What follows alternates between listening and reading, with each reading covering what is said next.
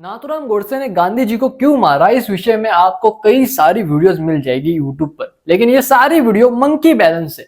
ये video best है क्योंकि नाथूराम गोडसे की टेस्टिमोनी के कई सारे मुद्दों को आपको बताया ही नहीं जाता। कुछ गिने चुने मुद्दे उठाए जाते हैं और ये बताया जाता है कि देखो जो गांधी जी जो है वो हिंदू मुस्लिम एकता करना चाहते थे, लेकिन गोडसे इसका विरोधी था और उसने जो है वो गांधी जी की इसी बात पे हत्या कर दी। लेकिन ये सच नहीं है।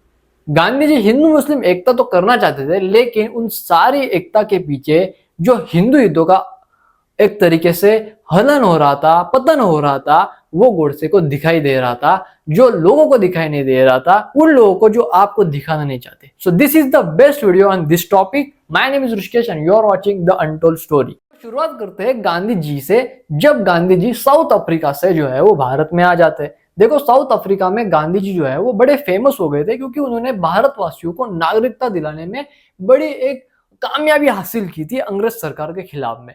अब जब वो भारत आए और उन्होंने अपना पहला सत्याग्रह लॉन्च किया तो उन्होंने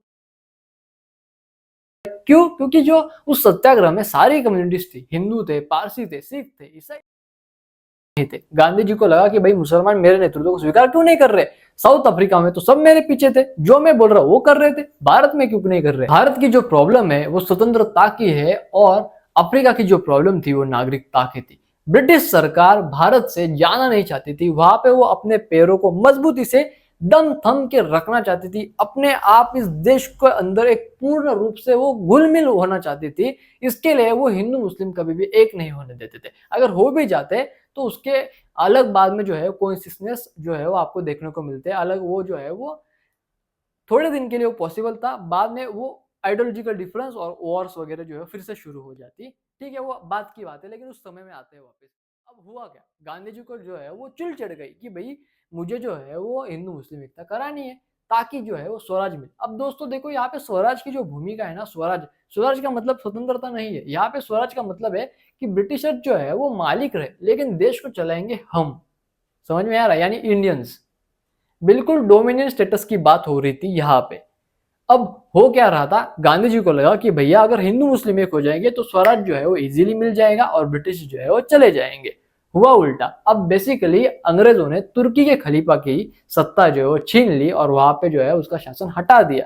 इसके विरोध में पूरे दुनिया में इस्लाम ने एक आंदोलन छोड़ा, खैलीफेट मूवमेंट, जिसे भारत में खिलाफत मूवमेंट बोलते हैं, लेकिन वो खिलाफत मूवमेंट नहीं है, वो खैलीफेट मूवमेंट है क्योंकि तुर्की के खलीफा के लिए किया जा रहा था। गांधी जी को लगा कि अगर वो इस मूवमेंट के अंदर, अंबेडकर जी ने कई बार कहा कि गांधी जी कुछ बोलिए, मुफला के हिंदू के लिए बोलिए, क्योंकि वो स्टेट स्पॉन्सर रूप से सुनियोजित तरीके से उनका नरसंहार किया जा रहा है, हमें कुछ ना कुछ करना पड़ेगा। गांधी जी ने मुंह खोला और कहा कि मुफला के मुसलमान ही विक्टिम है, हमें उनकी सहायता करने के लिए एक सहायता निधि बनाना चाहिए और उन्हें सौंपना चाहिए। गांधी जी ने यही किया। जिन मुसलमानों ने हिंदुओं की हत्याएं की थी उन्हीं के लिए पैसे इकट्ठा किए और उन्हें दिए, यानी प्रिपरेटर्स को ही विक्टिम बताया। गांधी जी को लगा इससे हिंदू मुस्लिम एकता हो जाएगी, लेकिन उनकी हिंदू मुस्लिम एकता का सपना दूर था। वही अली भाई, मोहम्मद अली, शौकत अली, जिनकी पूरी राजनीति जो थी वो खिलाफत के ऊपर चल रही थी। खिलाफत मूवमेंट तो बंद हो गया था। इन्होंने लगा कि भैया खिलाफत मूवमेंट बंद, अपनी राजनीति बंद, तो इन्होंने कहा कि हम खिलाफत को फिर से जीवित करेंगे। गांधी जी से कहा कि भाई आप हमारी इसकी मदद करें। गांधी जी ने कहा कि मैं आपकी जो है वो मदद इसमें करूंगा, आप जो भी करेंगे मैं आपके साथ हूं। इन लोगों ने क्या किया, अमीर अफगानी जो अफगानिस्तान का राजा था उसको कहा कि तू भारत के ऊपर आक्रमण कर दे और भारत के ऊपर शरिया कानून लगा दे।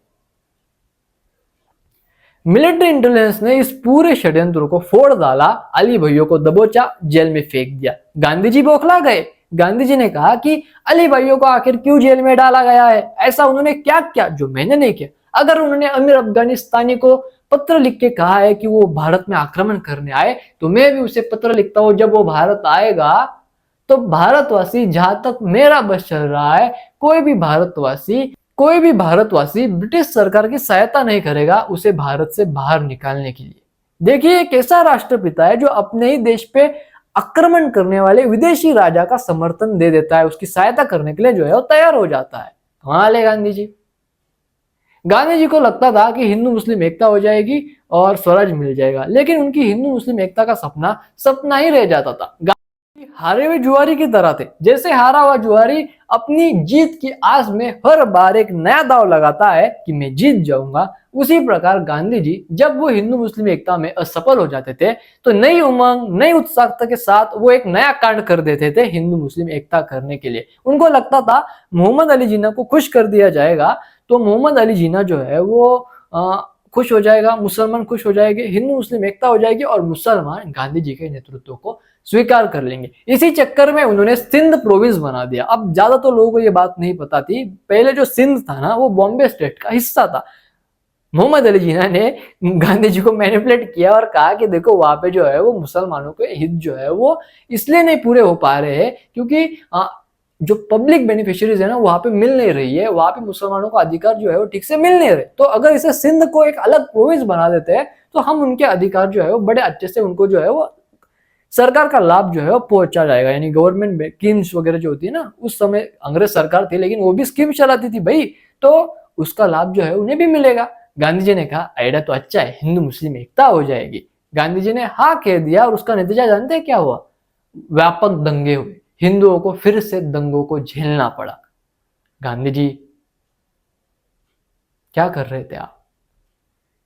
गांधी जी यही नहीं रुके। गांधी जी को लगा कि भैया हिंदू मुस्लिम एकता करानी है लेकिन हो नहीं रही थी, तो उन्होंने आते आते लाहौर में एक प्रस्ताव पारित कर दिया स्वतंत्रता का। अब देखिए यहाँ पे स्वतंत्रता की बात हो रही है, स्वराज की बात नहीं हो रही है। यहाँ पे हमें चाहिए स्वतंत्रता। गांधी जी को लगा कि भैया स्वतंत्रता के प्रस्ताव से मुसलमान उनके नेतृत्व को स्वीकार कर लेंगे, लेकिन हुआ उल्टा। स्वतंत्रता के प्रस्ताव को सभी ने सहमति दी सिवाय मुसलमानों के। क्यों देते भाई? अगर मुसलमान स्वतंत्रता के प्रस्ताव को सहमति देते तो जिन्ना का नेतृत्व, मुस्लिम लीग का नेतृत्व छोड़ के गांधी जी के पीछे पड़ना पड़ता।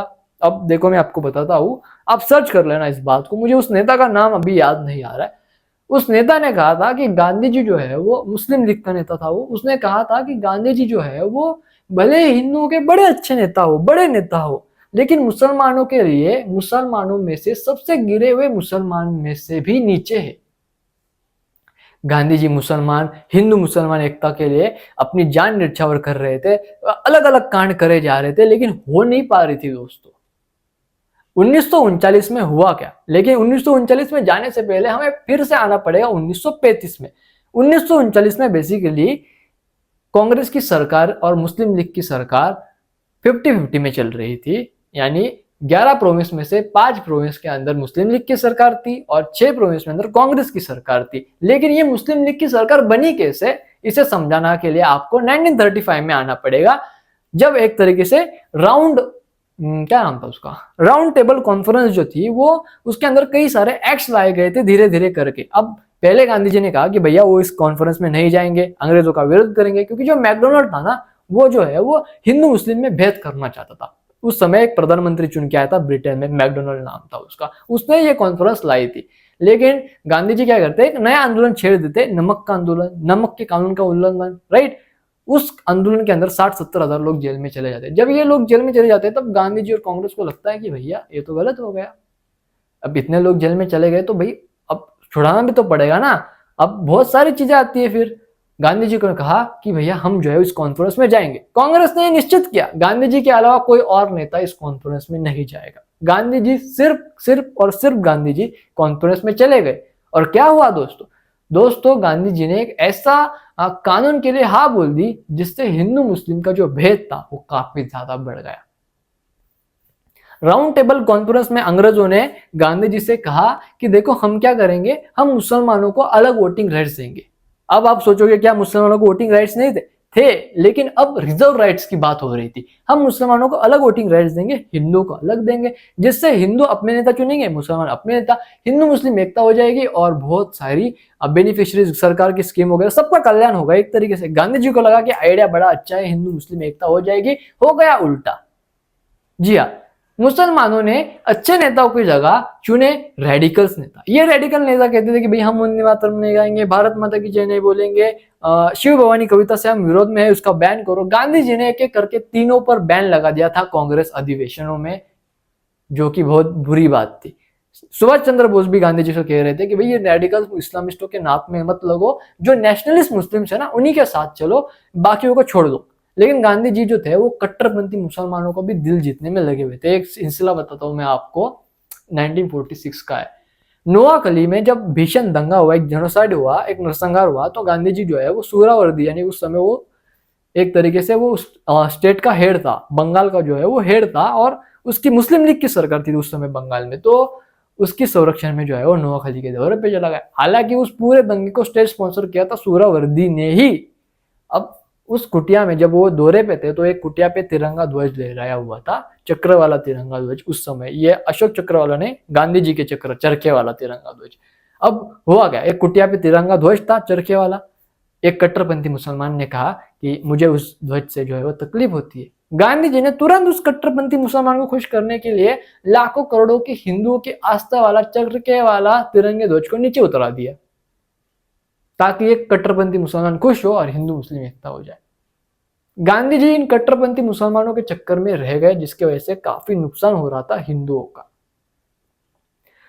अब आते हैं 1939 में वापस। अब कांग्रेस ने क्या किया, ब्रिटिशर्स को मजा चखाने के चक्कर में इन्होंने सारी मिनिस्ट्री से रेजिग्नेशन दे दिया। अब जब इन्होंने सारी मिनिस्ट्री से रेजिग्नेशन दे दिया ना, उस समय 11 प्रोविंस में से 6 प्रोविंस में कांग्रेस की सरकार थी और 5 प्रोविंस में जो है वो मुस्लिम लीग की सरकार थी। अभी आप बोलोगे भैया सरकार बिरकार क्या कर रही थी, मतलब ये सरकार बिरकार बना के चला रहे थे क्या, उस समय वोटिंग हो रही थी क्या? तो भैया हाँ, उस समय भी वोटिंग होती थी और उस समय भी सरकारें, कॉर्पोरेशन के इलेक्शन वगैरह जो है वो भारत के लोग ही चलाते। देखो अंग्रेज जो थे ना वो बहुत बड़े होशियार थे, बहुत चालू थे। उन्होंने जो है ना हमें गुलाम बनाने के लिए बड़ी अच्छी रणनीति बनाई थी। उन्होंने क्या किया था, वो हर बार जो है वो बड़ा आंदोलन होता था ना, तो थोड़ी थोड़ी पावर जो है वो हिंदुओं को देते, ताकि ये लोग जो है पावर में आ जाए और करप्शन का मजा ले, और फिर जो है वो एक तरीके से ये एक तरीके से पूरे करप्ट बन जाए, भ्रष्टाचारी बन जाए, और हम जो है इस देश को गुलाम बनाते रहे। ये उनकी एक एक्चुअल मानसिकता थी। इसलिए वो क्या करते थे, वो हर बार जो है वो भारतीयों को जो है वो पावर देते थे और उनको जो है वो थोड़ी थोड़ी पावर देते थे। समझ में आ गया अब आपको? अब बेसिकली हो क्या गया था कि जिन जगहों पे कांग्रेस की सरकार नहीं थी वहां पे अल्टीमेटली 93 क्लॉज था 1935 एक्ट के अंतर्गत। उस एक्ट के अंतर्गत ये लिखा हुआ था कि भैया जब भी कोई गवर्नमेंट नहीं होगी तो उस गवर्नमेंट को गवर्नर चलाएंगे उस प्रोविंस की जगह, उस प्रोविंस में। राइट, जैसे बॉम्बे स्टेट में अगर कांग्रेस की गवर्नमेंट नहीं है तो बॉम्बे स्टेट को गवर्नर चलाएंगे बॉम्बे स्टेट प्रोविंस की। अब बॉम्बे स्टेट यानी मैं महाराष्ट्र की बात नहीं कर रहा, उस समय बॉम्बे स्टेट यानी गुजरात, महाराष्ट्र और कर्नाटक का कुछ क्षेत्र मिक्स। ठीक है, ये इतना बड़ा स्टेट था। पहले सिंध भी था लेकिन उसे तो 1928 में जो है अलग प्रोविंस बना दिया था। ठीक है, अब वापस आते हुआ गया, जब कांग्रेस ने रिजिग्नेशन दिया तो सारे जो गवर्नर थे वो मुस्लिम हितैषी थे, क्योंकि जो ब्रिटेन में जो सरकार थी वो मुस्लिम हितैषी थी। उनका कहना था भैया मुसलमानों की बात करो और हिंदुओं को जो है वो बांटते रहो। क्यों? क्योंकि हिंदू जो है एक्चुअल दुश्मन है ब्रिटिश सरकार का। हिंदू अगर मरता है तो ब्रिटिश सरकार का शत्रु कम होता है, लेकिन मुसलमान मरता है तो उनका शत्रु कम नहीं होता। तो वो हमेशा जो थे वो क्या करते थे कि मुसलमान हितैषी काम करते थे, मुसलमान हितैषी ही सब कुछ करते थे। अब सारे गवर्नर मुस्लिम हितैषी थे। कई जगहों की डेमोग्राफी चेंज करने की कोशिश की, जैसे आसाम की जो मुस्लिम डेमोग्राफी आज आप देख रहे हो ना, ये इतनी नहीं होती अगर ये गांधी जी वगैरह जो है वो उस समय कांग्रेस ब्रिटिश सरकार को मजा चखाने के चक्कर में रिजर्वेशन देते। गोविंद वल्लभ पंत उस समय आसाम में कांग्रेस के बड़े गद्दावर नेता थे। उन्होंने बताया था कि भैया आसाम की डेमोग्राफी कैसे मुस्लिम लीग जो है वो चेंज करा रही है, और उस समय ये 10-15% से अचानक बढ़ गई थी, जो कि बड़ी ही दुर्भाग्यपूर्ण बात थी। ये सब हो रहा था जब कांग्रेस की जो सरकारों ने रिजिग्नेशन दिया था। अब आगे होता क्या है, अब आगे आती है बात, आगे बेसिकली कांग्रेस जो है महत्वहीन हो रही थी। कांग्रेस को लोग सुन नहीं रहे थे। क्यों? क्योंकि सारी सरकारें सम्मिलित रूप से चल रही थी, सब कुछ एकदम ऐसा चल रहा था कि भाई कुछ हुआ ही नहीं है, सब नॉर्मल है। लेकिन कांग्रेस का महत्व गिरता जा रहा था, गांधी जी का महत्व गिरता जा रहा था। इसलिए गांधी जी ने क्विट इंडिया मूवमेंट, भारत छोड़ो आंदोलन की शुरुआत कर दी और नारा दिया करो या मरो। अब देखो गांधी जी जो अहिंसा की बात करते थे वो करो या मरो की बात कर रहे। समझ रहे हो आप? ठीक है, हुआ कुछ नहीं, 3 हफ्ते बाद ये पूरा आंदोलन जो है वो बंद हो गया, क्योंकि सारे नेताओं को उठा के जेल में डाल दिया गया। और इस आंदोलन में काफी नुकसान भी हुआ था ब्रिटिशर्स का, क्योंकि लोग सब अब हिंसा कर रहे थे। ठीक है ना? लेकिन इस पूरे बीच में मोहम्मद अली जिन्ना एक अलग राग अलाप रहा था, जहां पे गांधी जी कह रहे थे quit India movement, Britishers Bharat छोड़ो और चले जाओ। वहां पे अब मोहम्मद अली जिन्ना यार ये छोड़ के चले जाएंगे तो यार विभाजन कौन करेगा, पार्टीशन कौन करेगा? तो उन्होंने नारा दिया कि विभाजन करो चले जाओ, विभाजन करो चले जाओ।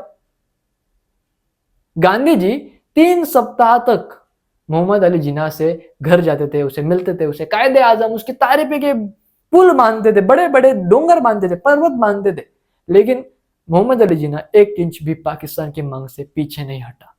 अंततः पाकिस्तान का विभाजन जो है वो एक तरीके से होना था, ये तय हो चुका था। गांधी जी ने भी ये मान लिया था। गांधी जी कहते थे कि मैं पाकिस्तान का विरोधी हूं, लेकिन गांधी जी कहते थे अगर मुसलमान पाकिस्तान लेना चाहता है तो उन्हें कौन रोक सकता है। मतलब समझ में नहीं आ रहा है कि गांधी जी जो है वो पाकिस्तान का समर्थन कर रहे हैं या विरोध कर रहे हैं। हालांकि जब पाकिस्तान का पार्टीशन हो गया तो कई सारी हत्याएं हुई, 43 लाख हिंदू मारे गए, ट्रेनों में भर भर के जो है वो लाशें आती चली गई,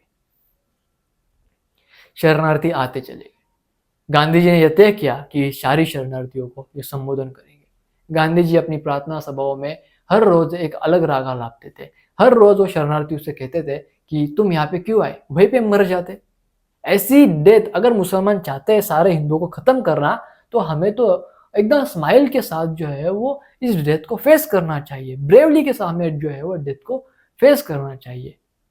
अगर तुम मुझे कहो कि क्या लाहौर के सिख और हिंदुओं को लाहौर छोड़ के भारत आना चाहिए, तो मैं उनसे कहूंगा नहीं, उन्हें नहीं आना चाहिए। अगर उन्हें वहां मरना पड़ा तो भी उन्हें वहां मरना चाहिए। शरणार्थी हिंदू जिन्होंने आपका अपना सब कुछ खो दिया था और वो सब कुछ खो छोड़ छाड़ के भारत चले आए थे, उनके लिए गांधी जी ऐसी भाषा बोल रहे थे। हिंदुओं को काफी बुरा लग रहा था इस सारी चीजों से, क्योंकि डायरेक्टली भाई वो कह रहे कि मर जाओ वहां पे। आप यकीन नहीं होता, आप कलेक्टेड वर्क्स पढ़िए गांधी जी के, जो गवर्नमेंट ऑफ इंडिया मेंटेन करती है, आपके होश उड़ जाएंगे। इसी बीच हुआ क्या, गांधी जी जो थे वो बड़े अलग राग लापते थे। हिंदुओं को हमेशा जो है वो मुस्लिम एकता के चक्कर में वो हमेशा हिंदू हितों का ही हनन करते थे, पतन करते थे। जैसे मैं आपको एक एग्जांपल देता हूँ, वो कश्मीर के राजा हरि सिंह को ये कहते थे कि भाई तू जो है वो सत्ता जो है वो मुसलमानों को सौंप दे, यानी शेख अब्दुल्ला को सत्ता सौंप दे, क्योंकि प्रजा जो है वो सारी शेख अब्दुल्ला के फेवर में, वो बड़ा पॉलिटिकल नेता है और तुम्हारे यहाँ पे सारी प्रजा जो है वो मुसलमान है, तो तुम्हें अपनी सत्ता जो है वो शेख अब्दुल्ला को दे देनी चाहिए, संन्यास लेके काशी चला जाना चाहिए हरि सिंह को। ये हरि सिंह को हर रोज उसकी निंदा कर रहे थे ये व्यक्ति गांधी जी। लेकिन गांधी जी ने कभी भी हैदराबाद के निजाम के लिए ये नहीं कहा कि हैदराबाद के निजाम, तेरी प्रजा जो है वो 80% हिंदू है, 80 नहीं भाई 85% हिंदू है, और तू एक काम कर, हिंदुओं को सत्ता सौंप दे और फकीरत उतार और मक्का निकल। ये कभी नहीं कहा गांधी जी ने। गांधी जी ऐसे थे कि भैया हिंदुओं के लिए अगर हिंसा करनी है ना तो नहीं, अहिंसा, अहिंसा ही परमो धर्म है भाई, लेकिन मुसलमानों के लिए हिंसा करनी पड़े, उनके हितों के लिए हिंसा करनी पड़े, समर्थन दे देते थे। वो कहते थे नेहरू जी को कि भैया आर्मी लेके जाओ कश्मीर में और हरि सिंह की सत्ता ले लो। तो क्या आर्मी जाएगी तो गोली नहीं चलेगी, हिंसा नहीं बढ़ेगी? तो हिंसा चलेगी ना। इससे अच्छा सत्याग्रही को भेज दो आर्मी की जगह, हाथों में चरखे दे दो बंदूकों की जगह और ले लो हरि सिंह से सत्ता।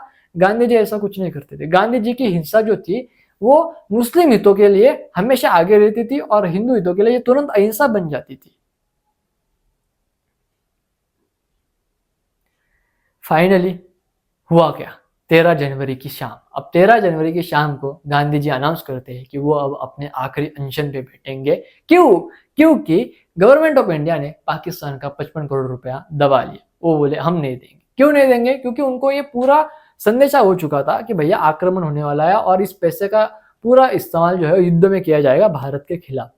इसलिए उन्होंने पैसा जो है वो रोक के रखा। एक तरफ मौलाना अब्दुल कलाम आजाद गांधी जी के कान फूंक रहे थे सरदार पटेल जी के खिलाफ और हिंदुओं के खिलाफ। वो कह रहे थे कि दिल्ली में जो शरणार्थी हिंदू आए ना, इन्होंने मुसलमानों को उनसे घर से निकाला और उनके घर और मस्जिदों पे कब्जा कर लिया। हालांकि आपको पता नहीं होगा, दिल्ली में कोई भी दंगा नहीं हो रहा था और जितने भी घरों के ऊपर कब्जा कर लिया था ना, वो सारे खाली पड़े थे। क्यों?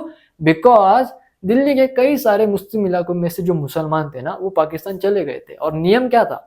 नियम यह था कि भैया कंप्लीट पॉपुलेशन ट्रांसफर की जाएगी दोनों देशों में, यानी पाकिस्तान में सारे मुस्लिम चले जाएंगे और सारे हिंदू पाकिस्तान से भारत में आएंगे और भारत में रहेंगे।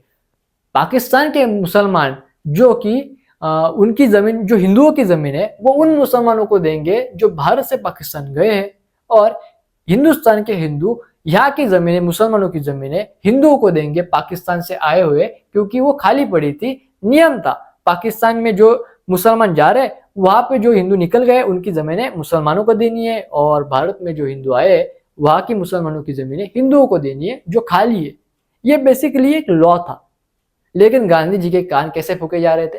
गांधी जी को मौलाना अब्दुल कलाम आजाद बता रहे थे कि दिल्ली में दंगे हो रहे, सिख शरणार्थी हिंदू मुसलमानों को उनसे घरों से बाहर निकाल रहे हैं, उनके घरों पे कब्जे कर रहे हैं, मस्जिदे में कब्जे कर रहे हैं। हालांकि ये सब कुछ खाली पड़ा हुआ था, वो सब उसी जगह पे रह रहे थे जो खाली थी। गांधी जी ने 13 जनवरी की शाम को कहा कि मैं अब अपना आखिरी अमरण अनशन करने वाला हूँ गवर्नमेंट ऑफ इंडिया के खिलाफ, कि ये पाकिस्तान के 55 करोड़ रुपए नहीं दे रहे हैं, और इसी के साथ साथ ये जो है वो उन शरणार्थी हिंदुओं को भी उनके मुस्लिम घरों से बाहर निकालेंगे जो इन्होंने कब्जाए हुए है, मस्जिदों से बाहर निकालेंगे जो इन्होंने कब्जाए हुए। हालांकि कब्जाए नहीं थे, वो खाली पड़े थे, इसलिए ये वहां पे रह रहे थे क्योंकि उनके पास और कोई चारा नहीं था। कहाँ पे रहते वो लोग? दिल्ली में जनवरी के महीने में कड़ाके की ठंडी और कड़ाके की बरसात हमेशा पड़ती है। आप चेक कर लीजिए, हर साल आपको ऐसा न्यूज मिलेगी कि दिल्ली में जो है वो जनवरी के महीने में मूसलाधार बारिश हो रही है और ठंडी भी कड़ाके की पड़ रही है। ये होता ही है, ये उस समय भी हो रहा था। एक और शर्त थी दोस्तों, जिसे आपको बारे में नहीं पता था, या फिर इस शर्त के बारे में ज्यादातर लोगों को नहीं पता था। लियाकत अली और मोहम्मद अली जिन्ना ने एक तरीके से एक प्रस्ताव भेजा था गांधी जी के पास में, जिसका मतलब यह था कि भैया ईस्ट और वेस्ट पाकिस्तान को कनेक्ट करने के लिए भारत से एक रोड कॉरिडोर दिया जाए ताकि उनकी दूरी जो है वो कम हो। अगर ऐसा होता तो पूरा नॉर्थ इंडिया कट चुका होता। गांधी जी ने इस डिमांड के लिए हाँ बोल दिया और सरदार पटेल से भी कहा कि भैया आप जो है वो इस डिमांड के ऊपर काम करना शुरू कर दीजिए, और लियाकत अली से भी कहा कि भैया आप जो है वो जाइए इस डिमांड को जो है वो इस पे सरदार पटेल के पास लेके जाइए। सरदार पटेल ने कहा कि ये क्या नॉनसेंस है, ये नहीं होगा, फंटास्टिक नॉनसेंस कह के उन्होंने इस डिमांड को खारिज कर दिया।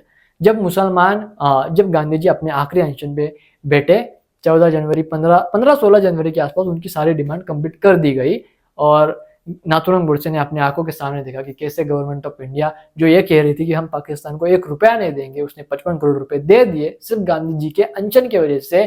कैसे उन शरणार्थी हिंदुओं को जिन्होंने अपना सारा घरदार छोड़ के वो भारत आए थे और शांति से घरों में रह रहे थे, भरी बरसात में आधी रात में उन्हें खींच खींच के घर से बाहर निकाला गया। नाथूराम गोडसे अपनी आंखों से देख रहा था कि कैसे कड़ाके की ठंडी मूसलाधार बारिश में शरणार्थी हिंदू परिवार अपने परिवार के साथ कोई गटर के पास, कोई झाड़ के पास, कोई रास्ते पे अपने परिवार को लेके बैठा है।